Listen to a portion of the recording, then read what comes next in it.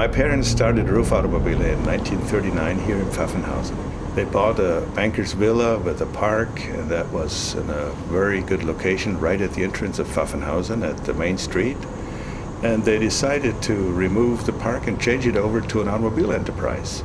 My youth was spent as soon as I could crawl. I was in my dad's garage, and I put my nose in every possible thing.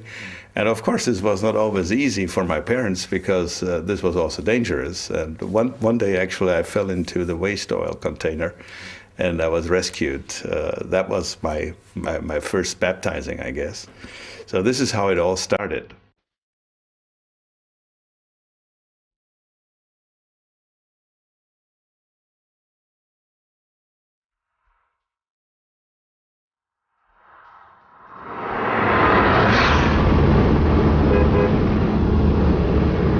RUF and Porsche started in the year 1963. My father had his own bus. It was a tour bus, and he was driving on a Sunday afternoon, and he was passed by a Porsche 356. And as the car was passing my dad, the driver lost control over the car, and he was going all over the road, and finally he made it to the ditch and rolled over the car 2 times, and my dad stopped and looked after the driver.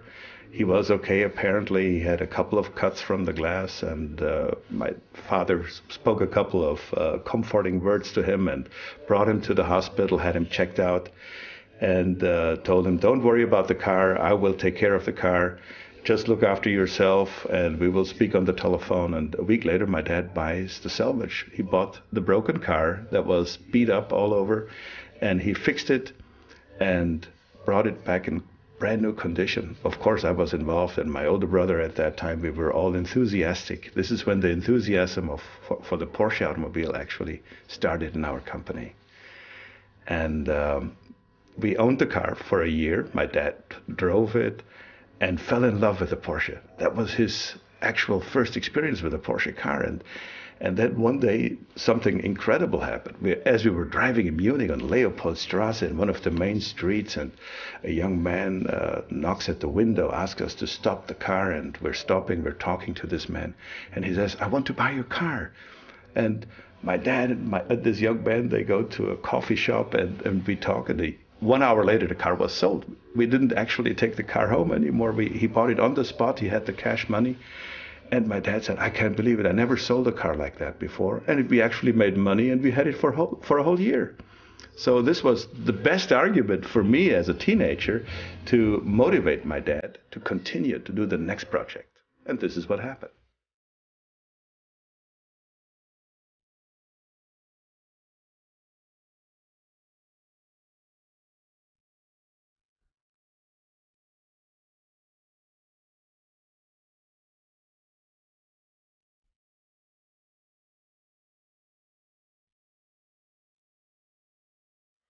And in the 1960s, we continued. We wanted to do another one and another one.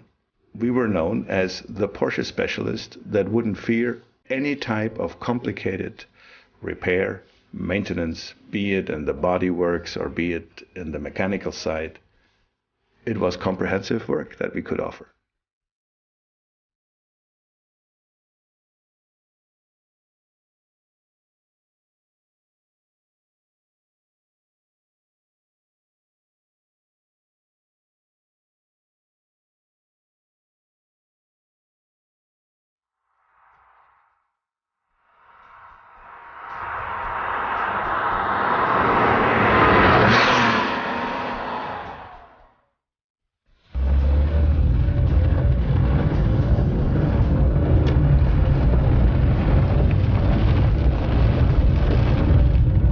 My first encounter with the Porsche 911 was in 1964 in the early springtime. My dad and we were on the Autobahn, and we were on the way to a fair, and I'll never forget that. And here comes this car flying by us. We were probably doing 50 miles per hour, and that car must have been doing at least 100 miles. And water was splashing over our windscreen. The windshield wiper couldn't clean the windscreen anymore. And I heard this sound, this incredible sound of that car. And I just barely saw the Stuttgart license plate. And I said, "My God, what is that?" And my dad said, "It's a Porsche." And I said, "What? It's a Porsche." And he said, "It's a Porsche." And I said, "What? It's a Porsche." And he said, "It's a Porsche." And I said, "What? It's a Porsche." And he said, "It's a Porsche." And I said, Dad, this is the new Porsche. This is the new Porsche. I saw that in a magazine, in a car magazine. I have to show it to you when we're back home. And of course, at that time, it must have been a 901 because the name 911 wasn't even out yet. It was a prototype from Stuttgart that was on the way on the Autobahn. It was an incredible experience. And I think that really triggered the passion in me for the 911, definitely.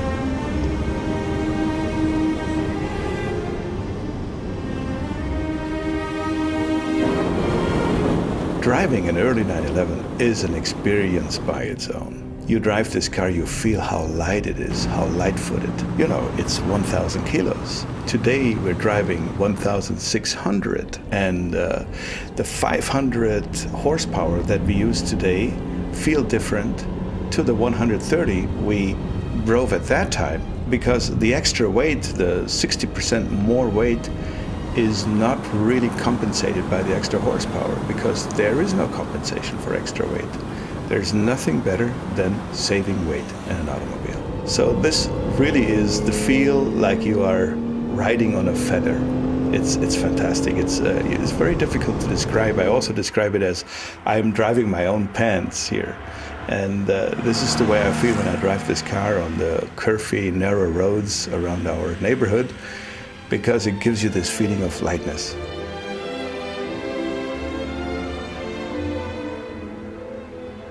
The 901 was a wonderful project. I found this car probably 20 years ago, and I found it in Auto Trader in the United States by accident. As I was just going through the pages, I saw that there's an early 911 for sale. And I called, I wanted to know more about it, and they told me the chassis number 300037. Then I thought, gosh, if I'm not wrong, this got to be one of the real early series cars. And as I was double checking, sure enough, I found out it was number 37. And not only that, it was a 901. It was a serial production car of the very first production run in late '64. That happened just before the story happened with Porsche and Peugeot. We all know this story. And so I thought, this is a precious car. This is a car that is worthwhile collecting, even though it was in the worst possible condition. It was a big, big rust bucket. I kept it in my storage for all the years, and now in conjunction with another car, with a donor car that we needed just to make one car out of two. It was a major undertaking, but we did it in 8 months, and thanks to Hans Lampert, who really fell in love with this project, we were able to put this car together in such a short time for the 40th anniversary of the 911.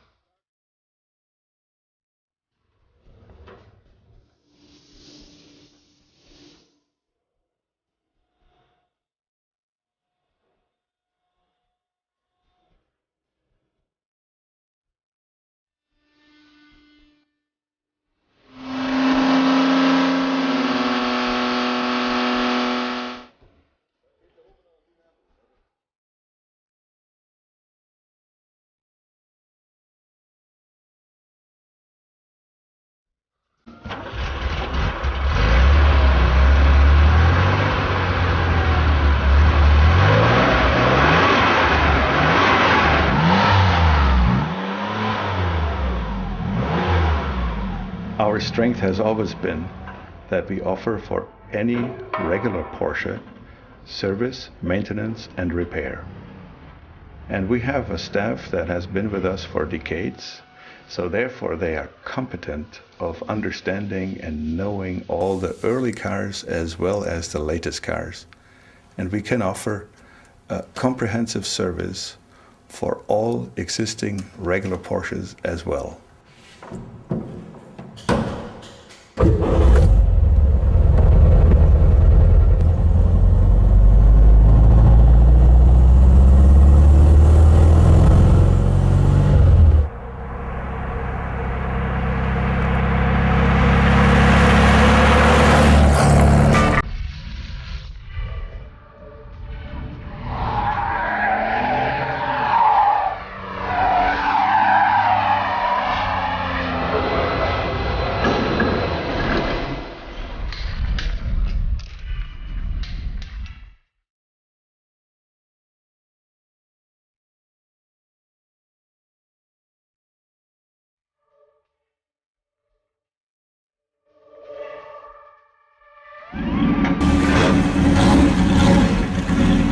The 550 Spyder here is a perfect example of a full restoration that we undertook with this car, from the aluminum body to every bit and piece and details. And it's today a real showcase of a car. And it's in very good hands of a collector who loves those early Porsche race cars.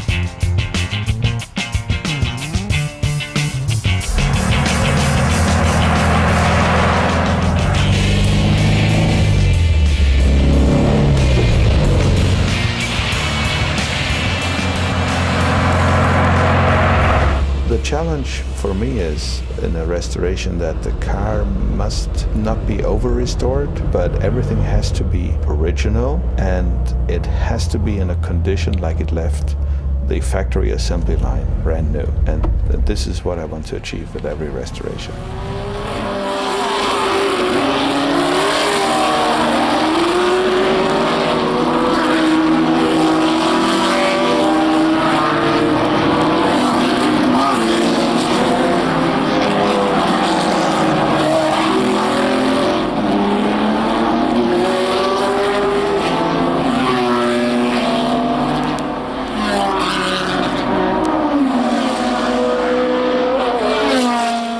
Motorsport was something that had a fascination.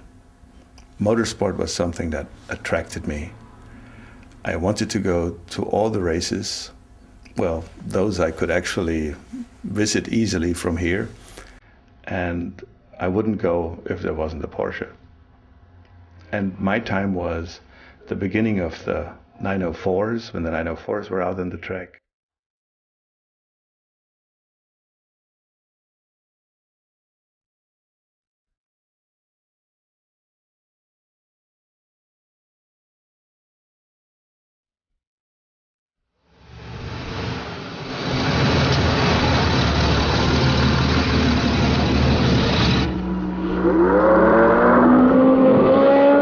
Then when the 906 with this fascinating six-cylinder sound came in, and then the 908s.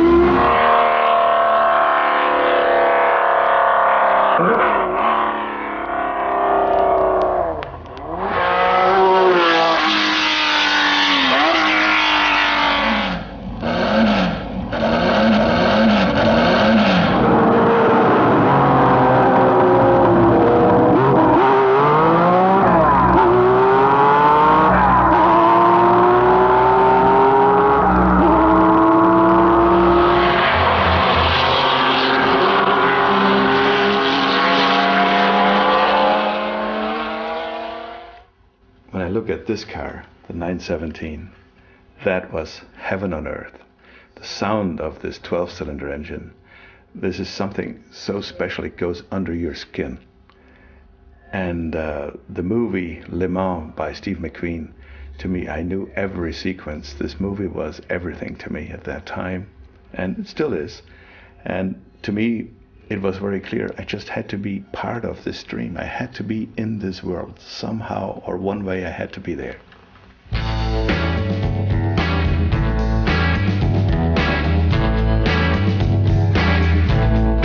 The charm of racing at that time was when you saw people arriving in a 911, they had the family, they had the baby in the back, and mother and father. Father became a race driver for a couple of hours.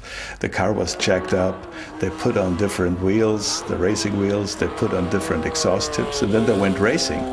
And afterwards, if they didn't smash the car, they drove it home again. And that was racing of that time. And this was, to me, the charm of racing at that time. This was something very special. And you could do that in a 911. With the continuing growth of the business, we decided in the 1970s, in the late 70s actually, to make a further addition to the existing building that my parents built.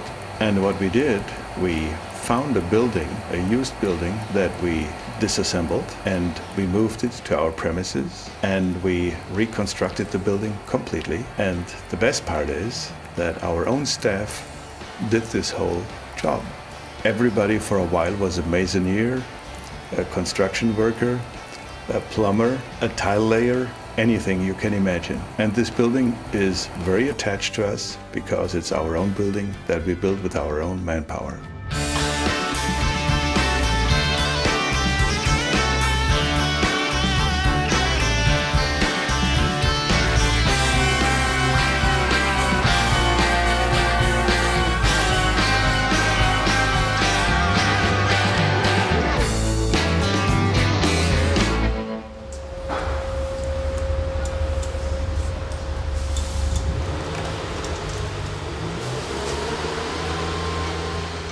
Our base car is the best sports car in the world, the Porsche 911. So why do you want to make changes to this car? Why do you want to have anybody tinker with this car? It is very simple. There are people out there, they feel the same way as I feel. They're looking for more Porsche, they're looking for more individual satisfaction when they get their car. And we have set all the examples over the years of what could be done more to the Porsche 911, and it has been well accepted.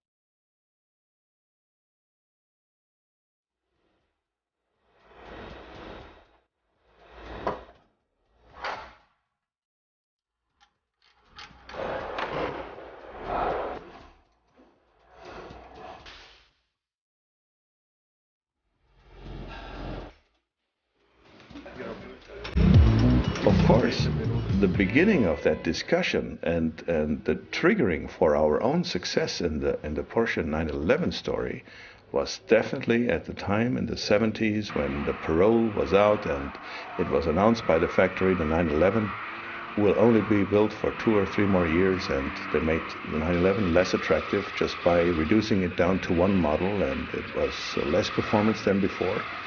So that was the chance for us to do more with the 911, and we're still doing it today.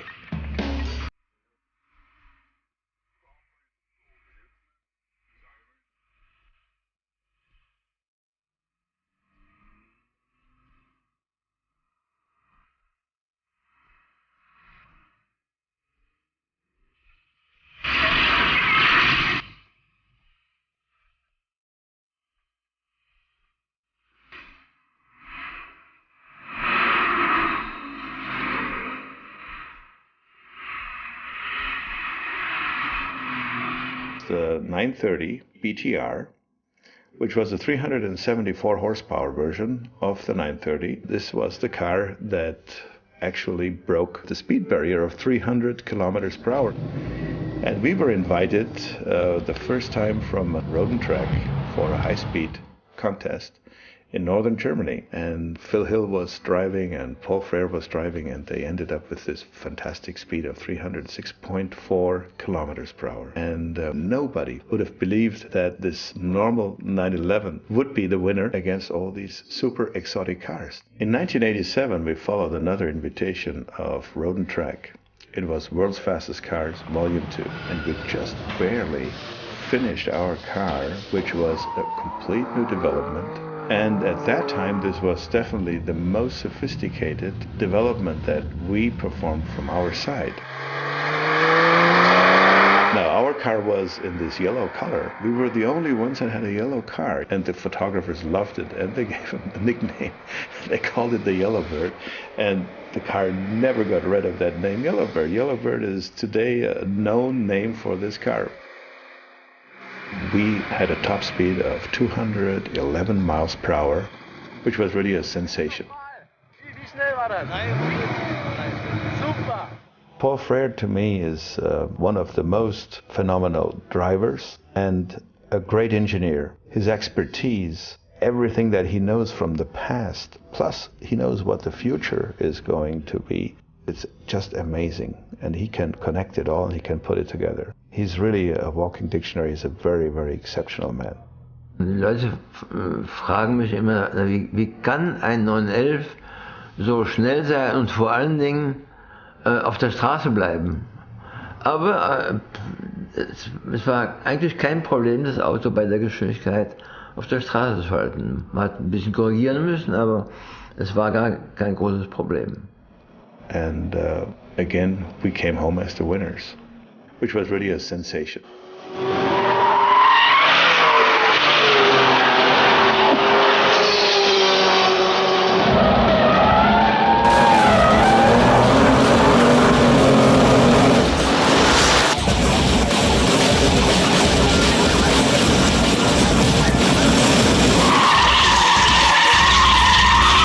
So this was the story of the CTR, and that was the milestone that put us on the world map. Suddenly, the press people came from any place in the world, and they wanted to know about this car, and they wanted to test it, and they wanted to write a story. And this was the landmark #1 for RUF Automobile.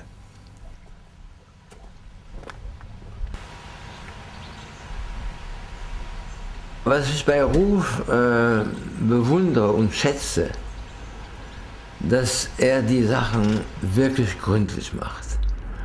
Zum Beispiel, das hatte ich noch nie gehört von einem Porsche-Tuner, irgendeinem, und Ruf ist ja kein Tuner, er ist ja ein Hersteller, aber dass man für Leistungen wie die vom R-Turbo extra neue Pleuelstangen verwendet, weil angeblich die Serienpleuelstangen nicht für diese Leistung vorgesehen sind. Und alles wird also mit der gleichen Methode und mit der gleichen Akribie geprüft und, wenn nötig, geändert. Und seine Werkstatt ist ein richtiges Beispiel einer Idealwerkstatt.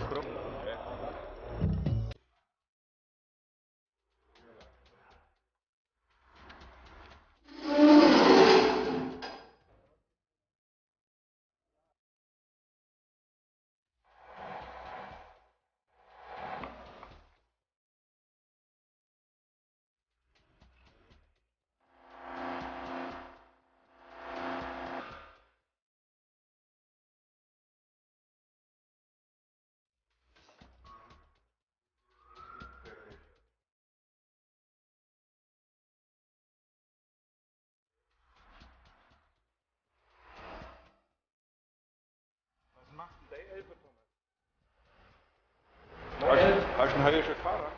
Nein, den haben wir gekauft. Was? Du bist nicht? Ist also schon um einen Klassenfeinder.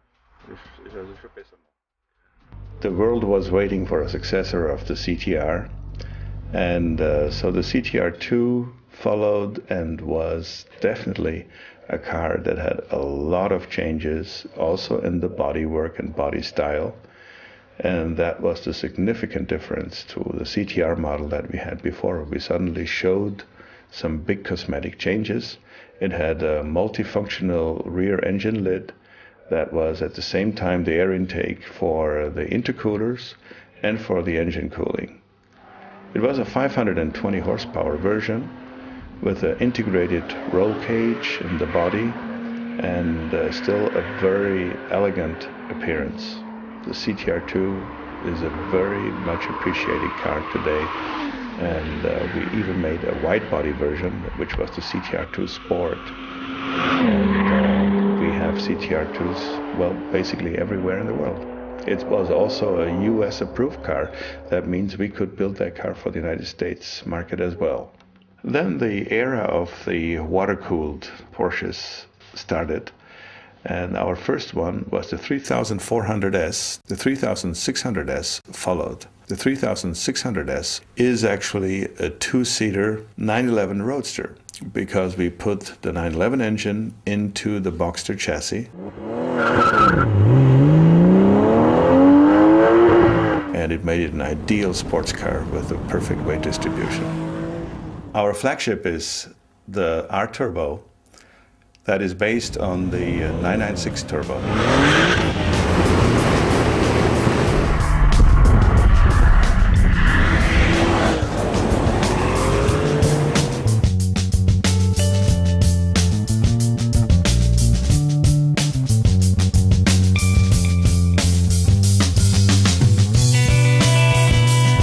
We offer it as a 520, 550, and a 590 horsepower version.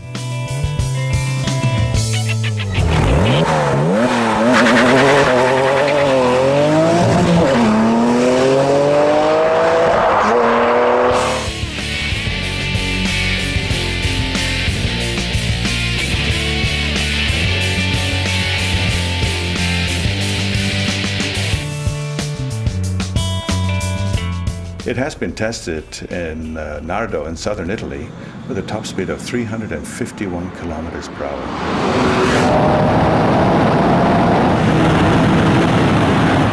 This is the fastest a street 911 has ever driven.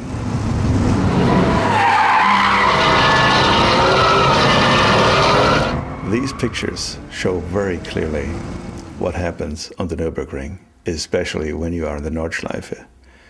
You see the car tilts, the car goes sideways, the car jumps, it's in the air. There's so much stress going to this body that we have decided the best way to resolve this is the IRC, the integrated roll cage. The integrated roll cage really stiffens the chassis significantly. And on top of all, it offers the best possible driver and passenger protection.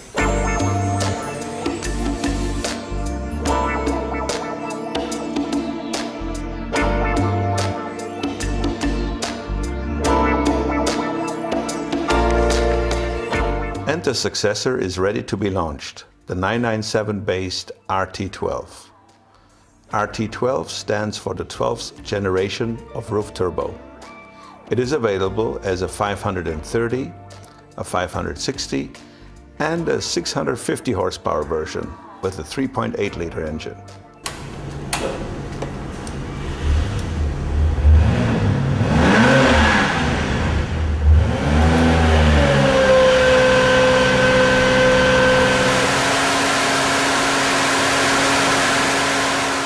Every motor that we build comes to our dyno room and is being tested in the dynamometer. And we want to make sure that all the functions are there and that the performance figures are correct.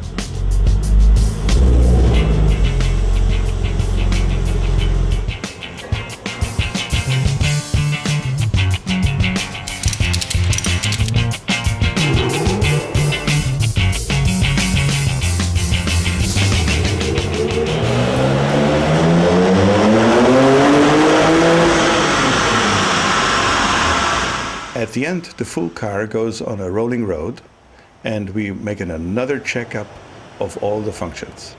I have always been fascinated by the Porsche, the reliable and everyday usable sports car. We make a great effort in research and development that our high-performance automobiles are just as reliable and performing that you can go grocery shopping. Recently, one of our cars was here for a 250,000-mile service. This makes a happy owner. It makes me proud as well.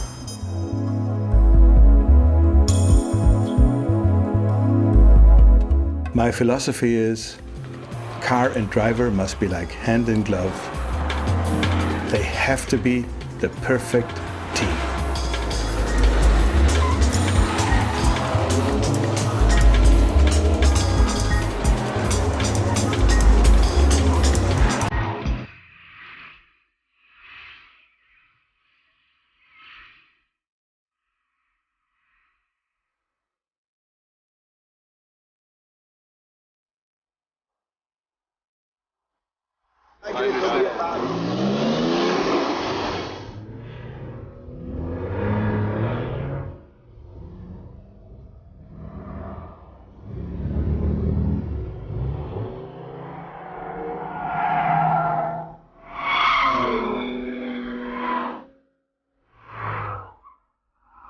As a manufacturer of high-performance cars, we feel responsible to offer a special driver's training service.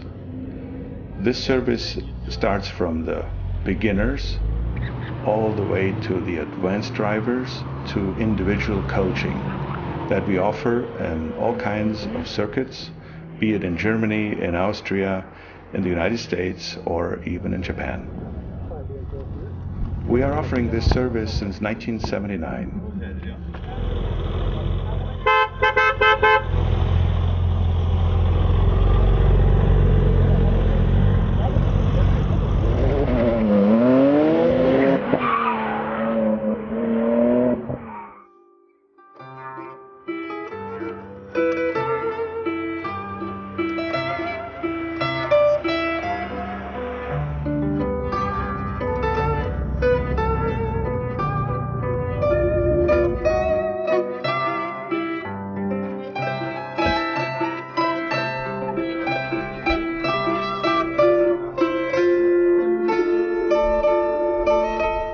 We're also organizing the RUF Tour. Our customers become our friends and we care about our customers. And they are a group all over the world from any place on the globe, and they all think alike, and at the end they are a small community. It's like a small clan and they all feel the same way, and it doesn't matter where we are, which language we speak, at the end we are one family. My wife, Estonia, she is the coordinator. Her heart is into the RUF tour, and she puts every detail together, and I think she lives from one tour to another. It keeps her busy for a whole year to make sure that everything will work out all right and that everybody is pleased at the end.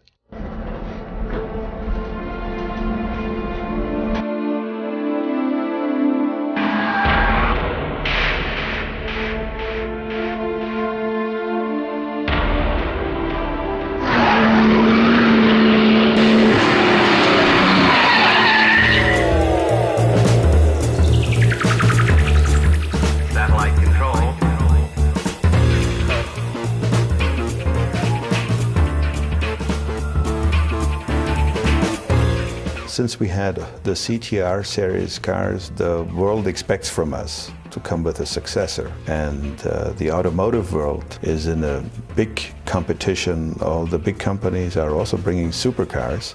So we had to make a decision to go to this new territory of designing our own chassis. And we're going to have our own silhouette this time. It will be a mid-engine sports car, but a super sports car that can compete with all the other cars that are coming out or those that are out already.